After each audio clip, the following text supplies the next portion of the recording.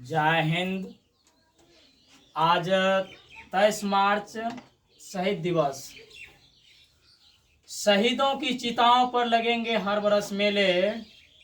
शहीदों की चिताओं पे लगेंगे हर वर्ष मेले। वतन पर मरने वालों का यही बाकी निशा होगा। वतन पर मरने वालों का यही बाकी निशा होगा। आओ झुककर सलाम करे उनको। आओ झुककर सलाम करे उनको, जिनके हिस्से में ये मुकाम आता है। जिनके हिस्से में ये मुकाम आता है। खुश नसीब होता है वो लोग। खुश नसीब होता है वो लोग। खुश नसीब होते हैं वे लोग। खून जो देश के काम आता है। जो खून देश के काम आता है। अमर शहीद भगत सिंह, सुखदेव और राजगुरु के बलिदान दिवस पर सत सत नमन। आप लोग को मैं विदित कराऊंगा कि यह 23 मार्च शहीद दिवस के रूप में आज हर स्कूल कॉलेज या और भी इंस्टीट्यूट में एक श्रद्धांजलि रूप में सभी जगह इनके शहीद दिवस पर श्रद्धांजलि अर्पित करते हैं। और सच्ची श्रद्धांजलि इनके विचारों पे हम लोग अमल करेंगे और इनके बारे में जानने का प्रयास करेंगे कि माँ भारती के ये वीर सपूतों ने किस प्रकार आज़ादी दिलाई अपने बलिदानों के बल पे। ऐसे महापुरुष, ऐसे क्रांतिकारी का जन्म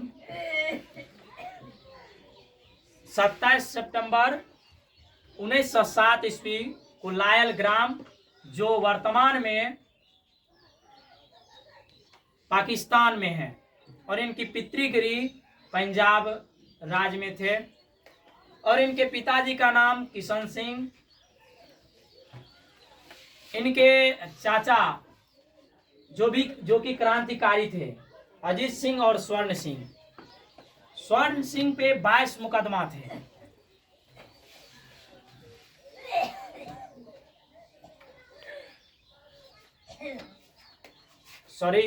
स्वर्ण सिंह पे नहीं, अजीत सिंह पे 22 मुकदमा थे। स्वर्ण सिंह पे भी मुकदमा थे, जिनके कारण वे जेल ले गए। अंग्रेजों के द्वारा उन्हें जेल ले गया और जहां पे उनकी मौत हो जाती है। और अजीत सिंह पे 22 मुकदमा होने के कारण एक बार उन्हें अंग्रेज पुलिस जो है उन्हें गिरफ्तार भी किए थे, जेल ले गए थे। और वहां से वह जेल तोड़ करके भाग आए और वहां से वह घर आने के बाद वह इराक चले गए, ईरान देश पहुंच गए और वहीं से अपने देश की आज़ादी के लिए लड़ाई लड़ते थे, वहाँ के लोगों को जगा के।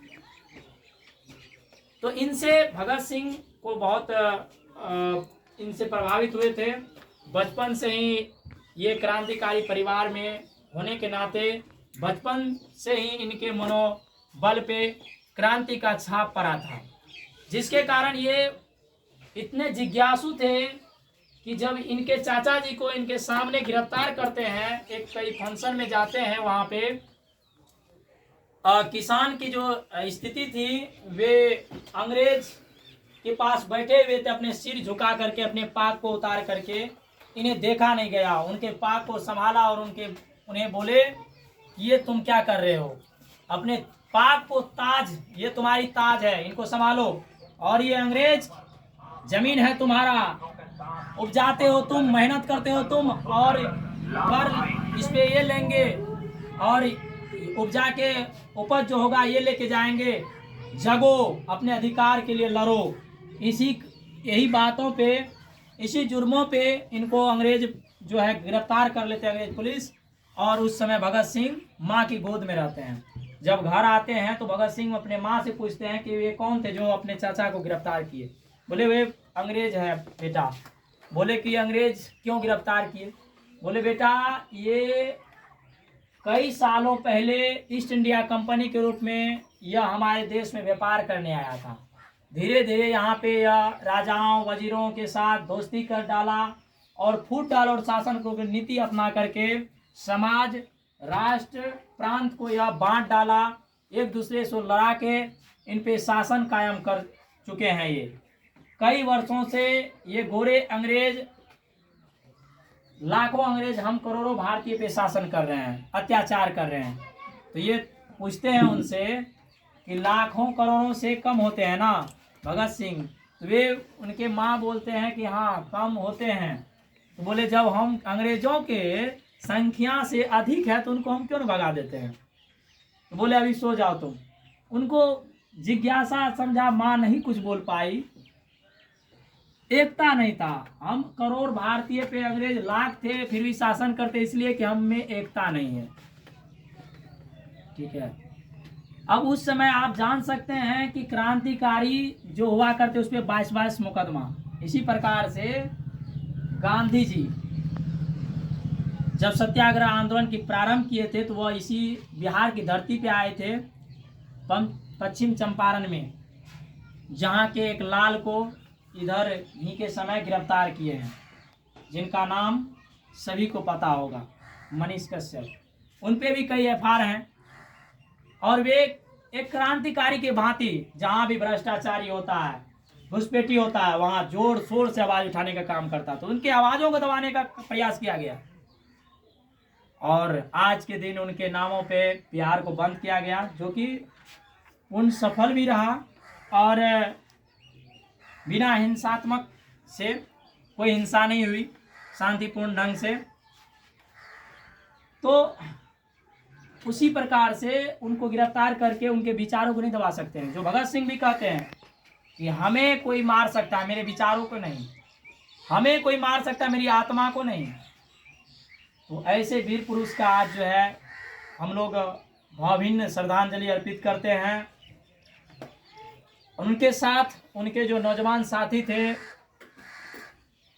सुखदेव और राजगुरु, ये दोनों को भी आज के दिन ही फांसी दिया गया था 23 मार्च 1931, यानी 23 वर्ष की आयु में 23 मार्च 1931 ईस्वी को रात्रि में इसे फांसी दिया गया था।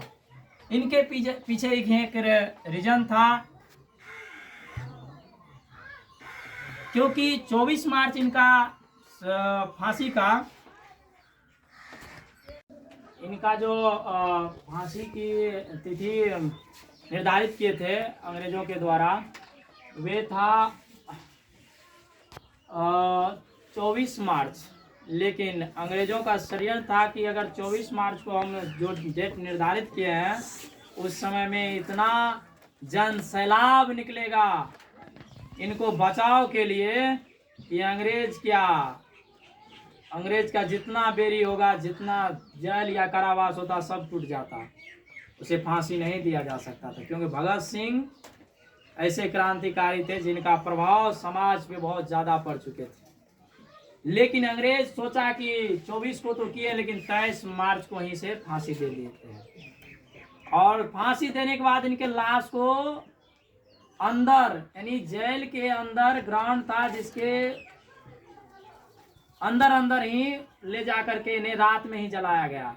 अगर नहीं जल रहा था वहां पे जलने के लिए जल्दी जला दें, यहाँ सब पहुंच जाएंगे, जनता जितने भी हैं, लोग हैं भारत के जो भी हैं, सब पहुंचेंगे। कई रासायनिक तत्व को छिड़काव करके उसको जलाया गया था क्रांतिकारी लोग, फिर भी पहुंच गए थे बहुत वहाँ पे। और पुलिस सबको भी, अंग्रेज पुलिस सबको भी उस पर भी लगा, जन सैलाब के तरफ से उन लोगों पे भी पत्थरबाजी या और भी चीज हुए, उनका विरोध हुआ। लेकिन अंत में संतुष्ट करना पड़ा, क्योंकि जो क्रांतिकारी थे वे चल बसे थे। ये खुदीराम बोस की तरह ही ये तीनों शहीद हुए और हम माँ भारती को स्वतंत्रता दिलाने में अपने ये कठोर बलिदान और हंसते हंसते बलिदान दिए। ये करतार सिंह सराबा और लाला लाजपत राय से प्रभावित हुए, अत्यधिक प्रभावित थे। और इनके टाइम में जब ये 7 या 8 वर्ष के होंगे तभी 13 अप्रैल 1919 को एक घटना हुई थी, जलियांवाला बाग हत्याकांड।